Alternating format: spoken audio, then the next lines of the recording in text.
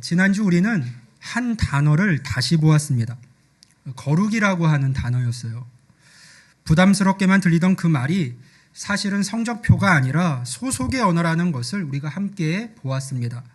거룩하다라고 하는 것은 흠없이 완벽하다는 뜻이 아니라 하나님께 속해 있다는 뜻이었습니다. 나는 하나님의 자녀다. 나는 그분께 속한 사람이다. 우리는 그 자리에서 새로운 한 주를 시작했습니다.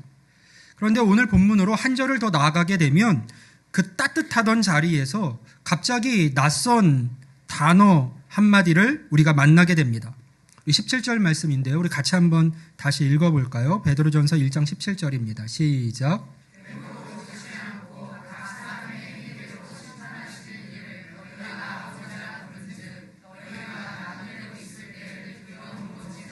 아멘. 여러분 들으셨습니까?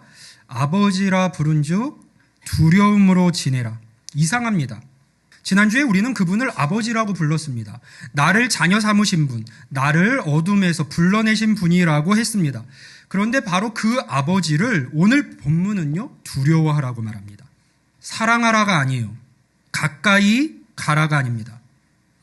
두려워하라입니다. 우리는 보통 이 둘을 한자리에 잘 두지를 못합니다. 사랑하는 사이라면 두렵지 않아야 하고 두려운 상대라면 사랑하기 어렵다고 여깁니다. 그래서 누군가는 이 구절을 만날 때 슬그머니 힘을 뺍니다. 두려워하라고 말하고 있기는 하지만 이 말이 두려움이라기보다는 공경하는 마음 정도를 이야기하는 거겠지. 그렇게 부드럽게 바꾸어 읽고 이 말씀을 넘어가곤 합니다. 또 누군가는 반대로요, 마음이 철렁하기도 하죠. 역시 그렇구나. 하나님은 결국 나를 지켜보시다가 못한 만큼 따질 수도 있는 분이구나. 잘할 때는 좋은 걸 주시지만 못할 때는 뺏어갈 수도 있는 분이시니 그분을 두려워하는 마음으로 늘 대해야 하는 거구나 라고 그렇게 다시 마음이 움츠러들기도 합니다. 그런데 본문은 그 두 가지 중 어느 쪽도 아니에요. 베드로는 단어를 약하게 쓰지도 않았고 우리를 겁주려고 이 말을 한 것도 아닙니다. 그는 분명하게 두려움이라고 말합니다. 그러면서 동시에 바로 그분을 아버지라고 부르죠. 한 호흡 안에 두려움과 아버지를 나란히 놓습니다.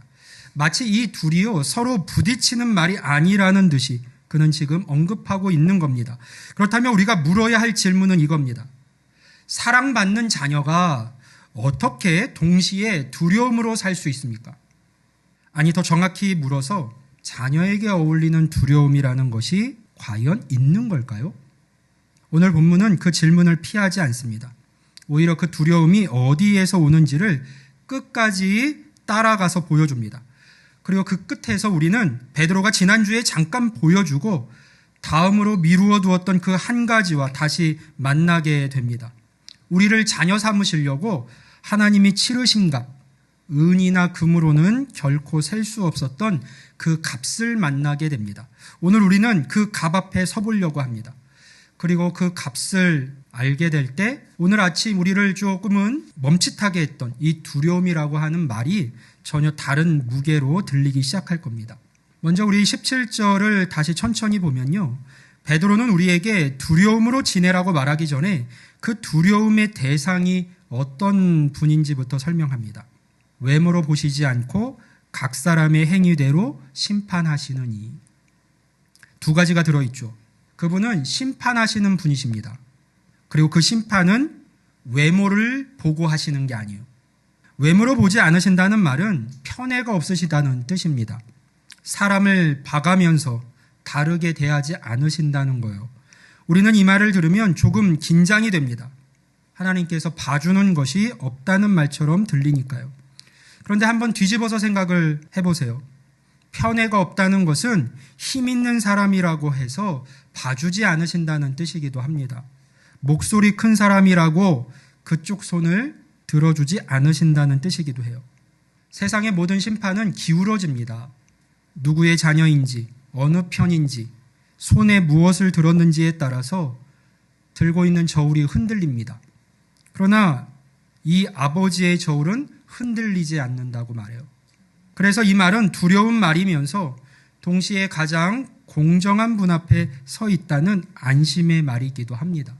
그렇다면 그 공정하신 분을 베드로는 무엇라고 부르고 있습니까? 아버지라고 불러요.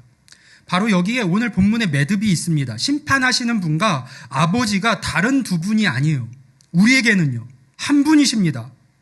우리를 외모로 보지 않으시고 각 사람의 행위대로 심판하시는 그 공정하신 분이 동시에 우리가 아버지라고 부르는 바로 그분입니다. 그러니 여기서 우리가 풀어야 할 것은 분명해졌죠. 조금 전에 우리가 물었던 질문, 사랑받는 자녀가 어떻게 두려움으로 살 수 있는가 하는 그 질문에 대한 답을 우리가 찾아갈 수 있습니다. 저는 이렇게 답하고 싶어요. 세상에는 한 가지 두려움만 있는 게 아닙니다. 두 종류의 두려움이 있어요. 하나는 종이 주인 앞에서 느끼는 두려움입니다. 종은 늘 계산해야만 합니다. 잘하면 남을 수 있겠지만 못하면 매맞고 쫓겨날 테니까요. 이만큼 하면 칭찬을 받을 수 있을 텐데 그만큼 못하면 벌을 받게 됩니다. 그래서 종의 하루는요, 눈치로 시작해서 눈치로 끝날 수밖에 없어요. 늘 마음이 불안하죠. 종의 두려움은 결국 한 문장으로 요약이 됩니다. 내가 잘못하면 나는 벌을 받는다. 나는 버림받게 된다. 그러한 두려움 밑에는 사랑이 없습니다. 처벌과 보상으로 이어진 관계만 있을 뿐이에요. 또 하나는 자녀가 아버지 앞에서 느끼는 두려움입니다. 이 두려움은 전혀 다른 자리에서 나옵니다. 자녀는 쫓겨날까 봐 떨지 않습니다. 자녀가 자녀인 것은 잘해서가 아니니까요. 그러면 자녀에게는 두려움이 없을까요? 자녀에게도 두려움이 있습니다. 그러나 그것은 버림받을까 하는 두려움이 아니에요. 관계가 소중하기 때문에 생기는 두려움입니다. 사랑받고 있기 때문에 함부로 굴 수 없는 마음이에요. 이 관계를 가볍게 만들고 싶지 않은 마음이 그 안에 있는 것이죠. 여러분, 우리는 살아가면서 이 두려움을 이미 압니다. 정말 사랑하는 사람 앞에서 우리는 오히려 더 조심스러워집니다. 그 사람이 무서워서가 아니죠. 사랑하기 때문입니다. 그 관계가 소중해서요. 그 사람을 실망시키고 싶지가 않기 때문입니다. 그 마음을 가볍게 대하고 싶지 않아서요. 그러니까 그것은 처벌에서 나오는 두려움이 아니라 사랑에서 나오는 두려움입니다. 그 두려움은 결코 사랑과 부딪히지 않아요. 오히려 사랑과 한 마음 안에 함께 머물러 있습니다. 베드로가 말하는 두려움이 바로 이거예요. 그는 우리에게 종의 두려움으로 돌아가라고 말하고 있지 않습니다. 다시 눈치 보면서 살라고, 하나님 앞에서 다시 버림받을까 떨며 살라고 하지 않습니다. 그가 말하는 두려움은요, 자녀가 된 사람만이, 하나님과 그 사랑의 관계 속에 들어온 사람만이 가질 수 있는 두려움입니다. 아버지와의 관계가 너무나도 소중하기 때문에, 그분을 실망시켜 드리고 싶지 않기 때문에 그 앞에서 내 삶을 가볍게 굴리지 못하는 마음인 것이죠. 그래서 이 두려움은요, 우리를 결코 움츠러들게 만들지 않습니다. 오히려 우리를 깨어있게 합니다. 내게 주어진 삶의 시간을 함부로 살지 않게 만들죠. 베드로는 이렇게 말을 했어요. 너희가 나그네로 있을 때를 두려움으로 지내라 라고요. 나그네는 이 땅에 살고 있지만 이 땅을 영원한 집으로는 삼지 않은 사람입니다. 잠시 머물지만 어디에 속해 있는지, 내가 어디에 속한 사람인지를 잊지 않고 살아가는 사람이에요.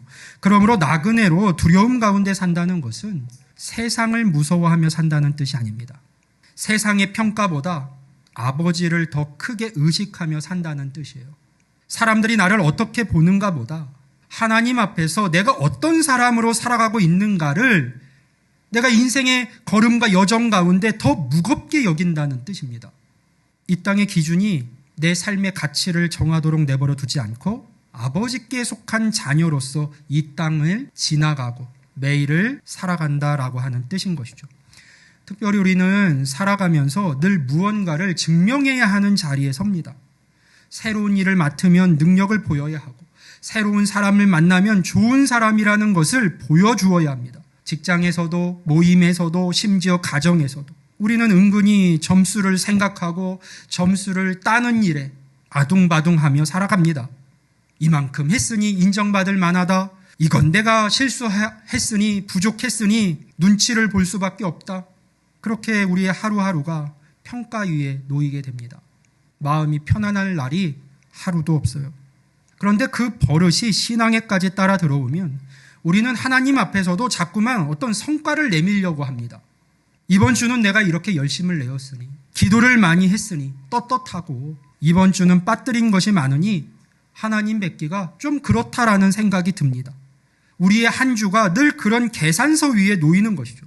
그러나 본문은 분명하게 말합니다. 하나님은 우리가 내미는 어떤 점수표를 들여다보고 그날 우리를 자녀 삼았다가 버렸다가 하시는 분이 아닙니다.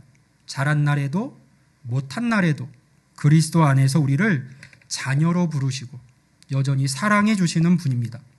그렇다고 해서 우리의 삶이 아무래도 좋다는 말은 아니에요. 하나님은 말씀에 기록된 대로 각 사람의 행위대로 판단하시는 아버지이십니다. 우리의 행위가 우리를 자녀되게 하는 것은 아니에요. 그러나 우리의 행위는 우리가 누구의 자녀로 살고 있는지를 드러내 보여줍니다. 하나님 아버지는요, 자녀의 삶을 가볍게 넘기지 않으십니다. 사랑하시기 때문에 그 삶을 진지하게 다루십니다. 그래서 우리는 더 이상 버림받을까봐 두려워서 끊임없이 점수를 따며 살 필요가 없습니다. 그러나 동시에 하나님의 자녀라는 이름을 가볍게 여기며 살아도 되는 것은 아닙니다. 자녀의 두려움은요, 바로 그 사이에 있어요. 버림받을까봐 도망치는 마음도 아니고, 자녀가 되었으니 마음대로 살아도 된다는 가벼움도 아닙니다. 하나님 아버지께 속했기에 그분 안에서 내 삶을 도리어 소중히 여기는 마음입니다. 그렇다면 질문하게 돼요. 우리는 무엇을 근거로 우리가 하나님 앞에서 종이 아니라 자녀가 되었다는 것을 확신할 수 있을까요? 단순히 느낌일까요? 우리가 그만큼 잘 믿고 있기 때문일까요? 아닙니다. 베드로는 바로 그 다음 절에서 우리가 자녀라고 하는, 종이 아니라 자녀라고 하는 확실한 증거를 우리 손에 들려줍니다.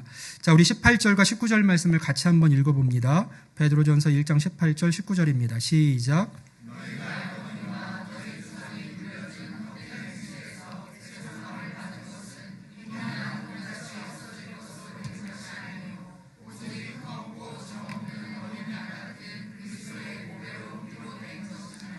아멘. 자, 베드로는요, 지금 너희가 알거니와 라는 말로 시작을 합니다. 무슨 말이에요? 새로 가르쳐 주는 것이 아니라는 겁니다. 너희가 이미 아는 그것을 다시 한번 꺼내보라는 거예요. 우리가 이미 알던 것을 다시 한번 꺼내볼까요? 무엇을 우리가 알고 있습니까? 우리가 대속함을 받았다는 사실이에요. 대속이라고 하는 말은 오늘 우리에게는 교회에서나 듣는 어려운 단어가 되었습니다. 그러나 베드로가 쓴 이 말은 본래 아주 구체적인 장면, 일상 속에서 자주 사용되던 말이었어요. 값을 치르고 사람을 자유롭게 한다는 뜻입니다. 빚에 묶여서 종이 된 사람, 사로잡혀 끌려간 포로, 그런 사람을 누군가가 값을 대신 치러서 풀어줄 때 쓰는 말이었습니다. 그러니 대속을 받았다는 것은요, 우리가 본래 어딘가에 묶여 있었던 사람이라는 뜻이에요. 묶여 있지 않았다면 대속이라는 말이 필요가 없습니다. 근데 주님께서, 그리스도께서 우리를 대속하셨다, 우리가 대속을 받았다, 그 이야기는 바꾸어 이야기해서 우리가 본래 어딘가에 묶여 있었던 사람이다라는 것을 말해주는 것이죠. 그냥 자유로운 채로 잘 지내던 우리에게 어떤 좋은 일 하나가 더해진 것이 아니에요. 우리는 풀려나야만 했던 사람들이고 우리 힘으로는 결코 벗어날 수 없는 자리에 매여 있었던 사람들입니다. 그러면 우리는 어디에 묶여 있었습니까?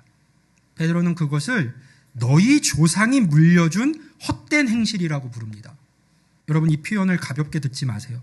지금 우리가 묶여 있었던 곳은 엄청 대단한, 흉악하고 보기에도 무시무시한 죄의 소굴만이 아니었어요.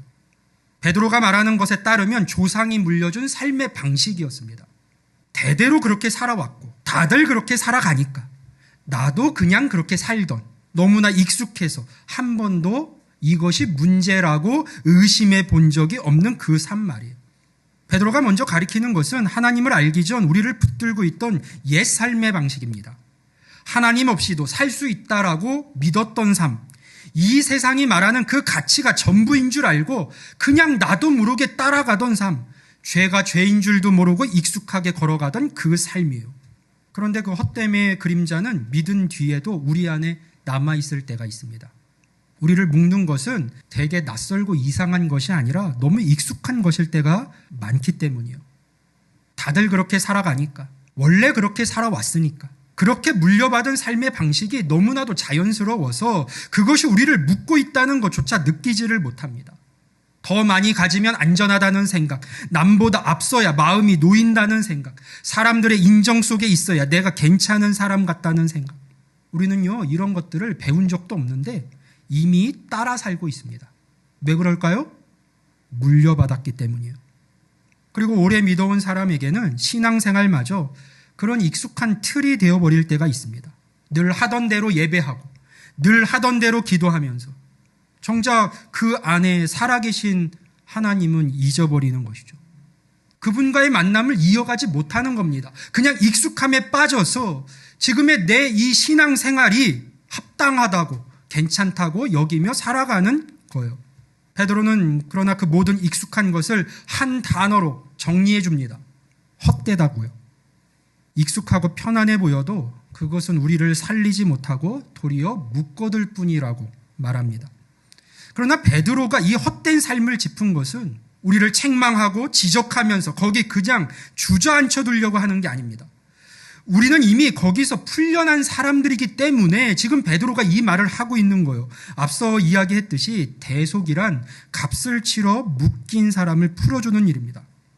그렇다면 우리를 풀어낸 그 값은 무엇이었습니까? 베드로는 그 값이 무엇이었는지를 말하기 전에 무엇이 아니었는지를 먼저 들려줍니다. 바로 은이나 금 같은 것들이에요. 여러분 생각해 보세요. 베드로가 은이나 금이라고 말할 때 이것은 단지 어떤 금속을 가리키는 것이 아닙니다. 사람이 치를 수 있는 값진 것, 가장 값진 것, 곧 이 세상의 재물 전체를 두고 하는 말이에요. 사람을 사고 팔던 시대에도 빚을 갚고 자유를 살 때도 결국 동원되는 것은 은과 금이었습니다. 세상에서 무언가를 되찾는 데에 이 재물만큼 확실한 것이 없었습니다. 그런데 베드로는 말합니다. 우리를 묶고 있던 그 헛된 것에서 우리를 빼내는 데에는 그 어떤 은과 금 같은 것들도 어떤 재물도 소용이 없었다고 말해요. 왜 그렇습니까? 베드로는 은과 금을 없어질 것이라고 부릅니다. 사람이 가장 든든하고 확실하다고 믿는 재물조차 결국은 이 세상에 속한 것이라는 말이에요. 이 세상의 것은 이 세상과 함께 지나갑니다. 그러나 우리를 묶고 있던 그 헛된 것은 돈 몇 푼으로 끝낼 수 있는 빚이 아니었습니다. 그것은 우리의 삶 전체를 붙들고 있는 것이었어요. 그래서 아무리 재물을 쌓아도 그것으로는 우리를 그 헛된 삶에서 건져낼 수가 없었습니다. 차원이 다른 값이 필요했어요. 그것으로는 우리를 풀어낼 수 없었기에 이 세상의 것이 아닌 차원이 다른 그 어떤 값이 필요했던 것이죠. 그렇다면 무엇으로 우리를 사셨습니까? 19절 말씀이 답을 줍니다. 오직 흠없고 점없는 어린 양 같은 그리스도의 보배로운 피로 된 것이니라. 아멘. 은과 금이 아니라 그리스도의 보배로운 피였습니다. 그 헛된 것에서 우리를 풀어내고 자유케 한 그 값이요. 피는 곧 생명입니다. 피를 흘렸다는 것은 생명을 내어주었다는 뜻입니다. 누군가가 피를 쏟았다면 그는 자기 목숨을 거기 두고 온 겁니다. 우리를 풀어내는데 든 값은, 대속하는데 든 값은 금붙이 몇 덩이가 아니라 한 분의 생명이었어요. 그리고 그 한 분은 흠없고 점없는 어린 양이었습니다. 구약에서 하나님께 드리는 제물은요, 흠이 없어야 했습니다. 다친 데 없고 병든 데 없고 모자란 데 없는 것이라야 제단에 오를 수가 있었어요. 그런데 짐승의 흠없음은 겉모양의 흠없음일 뿐입니다. 베드로가 그리스도를 흠없는 어린 양이라고 부를 때 그것은 단순히 겉모습을 두고 하는 말이 아니라 그 삶에 죄가 없으셨다는 말입니다. 단 한 번도 헛된 것에 묶인 적이 없으신 분, 단 한 번도 아버지의 뜻에서 벗어난 적이 없으신 분, 그 한 분이 헛된 것에 묶여 살던 우리를 위해 자기 생명을 값으로 내놓으신 것이에요. 여기서 우리는 한 가지 사실 앞에 정직하게 서야 합니다. 여러분, 이 구원이 우리에게 주어졌는데 예수 그리스도의 대속의 은혜로요. 근데 이 구원이 우리에게는 거저 주어졌잖아요. 우리가 이 일에 있어 한 푼도 보탠 것이 없습니다. 우리가 값을 치른 일이 없는 것이죠. 값없이 우리에게 주어진 거예요. 그래서 우리는 종종 이 구원을 가볍게 여깁니다. 별로 감격스럽지가 않은 것이죠. 거저 받았으니 거저 받은 만큼 삶에서 가볍게 여겨지는 겁니다. 그러나 여러분 들으세요. 우리에게 거저였던 것이 하나님께는요, 가장 비싼 것이었습니다. 값없이 받았다는 말과 값이 싸다는 말은 전혀 다른 말이에요. 우리 손에 청구서가 오지 않았다고 해서 그 값이 작았던 것이 아닙니다. 우리를 대속하기 위한 값이 작았던 것이 아니에요. 청구서는 다른 분께 갔습니다. 그 값은 아들의 피였어요. 그러니 우리가 우리 자신을 어떻게 보아야 할까요? 우리는 흔히 우리 자신의 값을 내가 가진 것으로 매깁니다. 내 안에 있는 것으로 내 값을 매겨요. 내가 무엇을 이루었는가? 내가 무엇을 가졌는가? 사람들이 나를 어떻게 대하고 어떻게 바라보는가?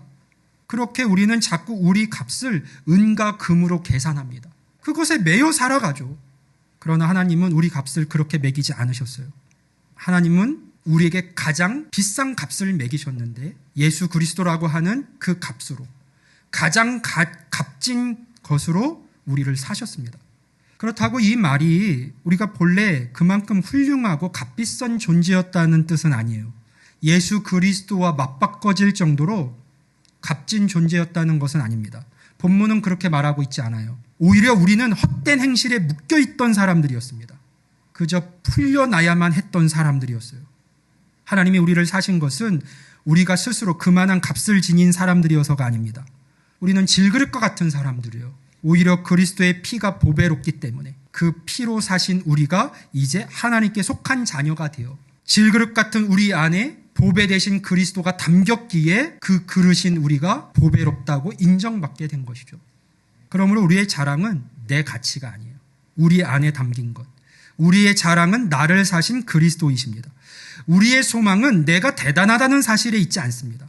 나 같은 사람을 위해서 흠없고 점없는 어린 양의 피가 흘려졌다는 사실에 있습니다.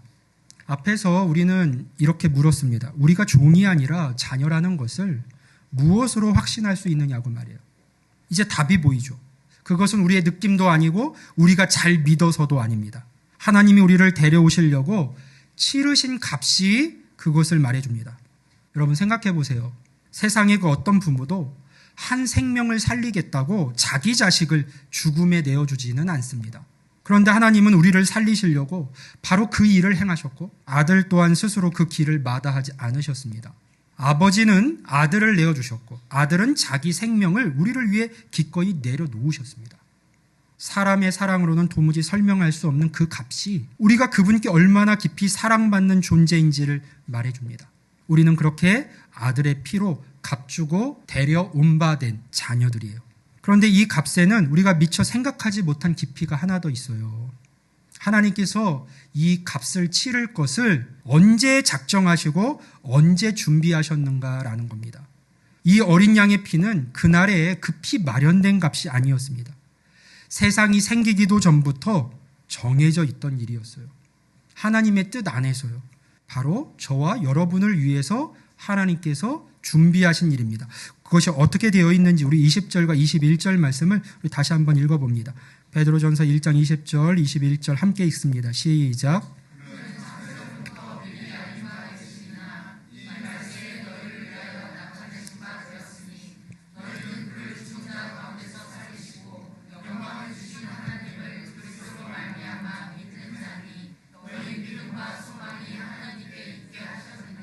아멘. 자, 우리 앞에서 우리는 방금 이 피가 급히 치러진 값이 아니라고 했습니다. 20절이 그것을 분명히 하는데요.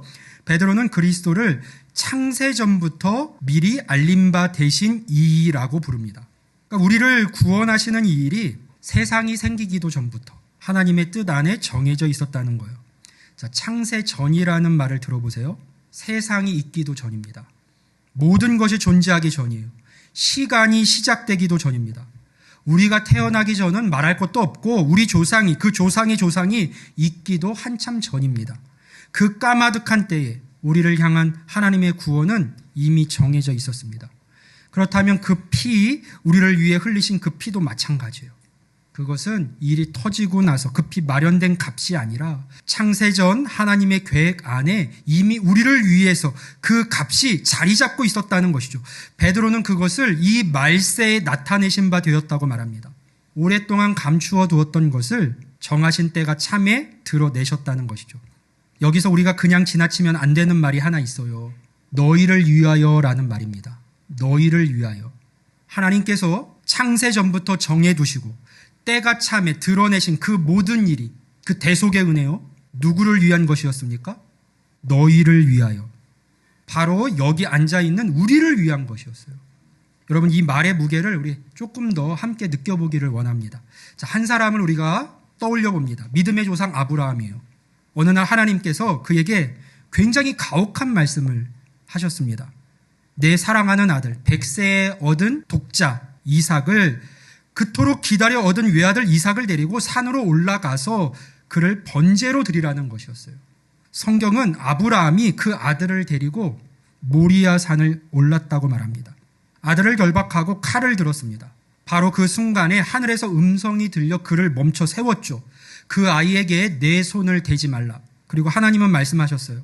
내가 내 아들, 내 독자까지도 내게 아끼지 아니하였은즉 내가 나를 경외하는 줄을 이제 내가 아노라. 이렇게 말씀하셨어요. 여기서 우리가 눈여겨볼 것이 있습니다. 자, 모리아 산에는 아브라함을 멈춰 세우는 음성이 있었다는 거예요. 칼을 치켜든 순간에 그 아이에게 손대지 말라고 하는 음성이 그를 멈춰 세웠습니다. 그래서 이삭은 살았어요. 그런데 세월이 흐른 뒤에 또 한 분이요, 아들을 데리고 하나밖에 없는 독생자 아들을 데리고 언덕을 오르셨습니다.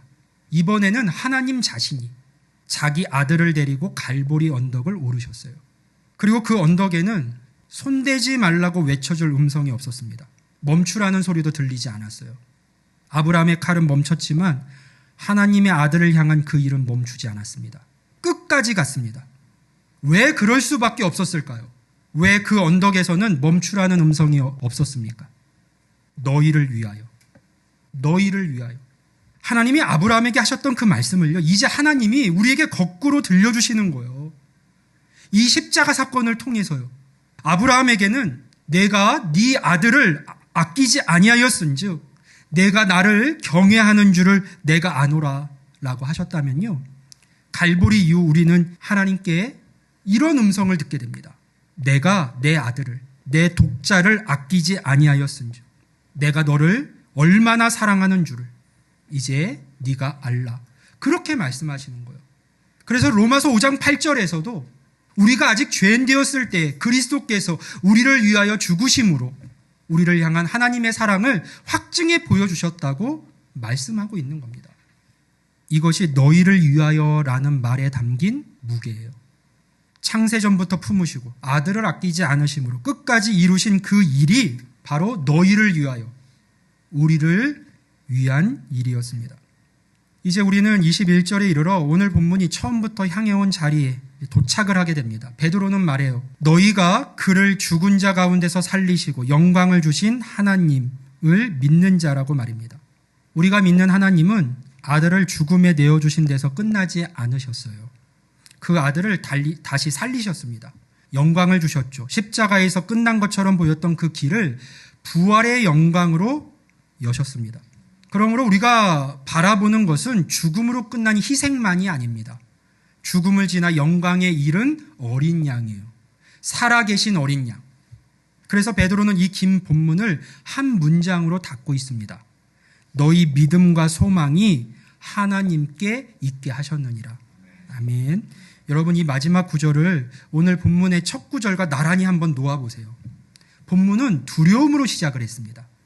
외모로 보지 않고 공정하게 심판하시는 그 아버지 앞에서 나그네 된 너희는 두려움으로 지내라는 말로 시작을 했습니다. 그런데 이 본문의 마지막은요, 신뢰로 끝납니다. 믿음과 소망이 하나님께 있게 하셨다는 말로 끝나요. 어떻게 그럴 수 있을까요? 우리를 사랑하셨던 그 하나님의 대속의 은혜의 과정이 담겨 있기 때문이에요. 그리고 이 둘은 서로 다른 두 하나님을 말하는 게 아닙니다. 우리가 자녀의 마음으로 경외하는 그 아버지가 동시에 우리의 믿음과 소망을 온전히 맡겨드려도 좋은 바로 그분이십니다. 두려움과 신뢰가 한 분 아버지 안에서 만나는 것이죠.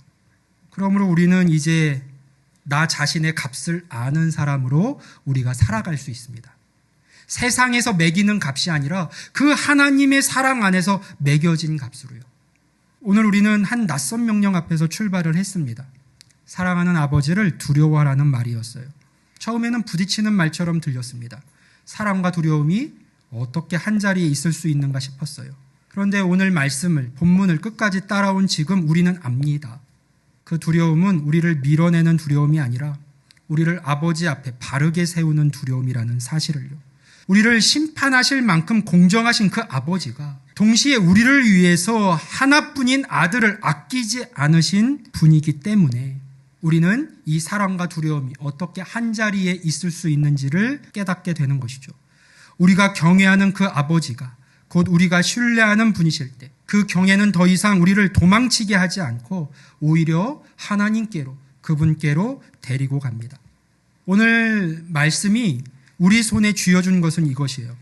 바로 저와 여러분이 그 하나님의 사랑 안에서 엄청난 값으로 사진 사람들이라는 사실입니다. 그러나 그 값은 우리가 치른 값이 아니에요. 우리에게는 거저였습니다. 다만 하나님께는 그것이 가장 비싼 값이었어요. 우리에게 거저였던 것이 그분께는 아들의 생명이었습니다. 그래서 우리는 두 가지 잘못된 자리에서 함께 일어설 수 있습니다. 한쪽에는 거저받았으니 가볍게 여기는 자리가 있어요.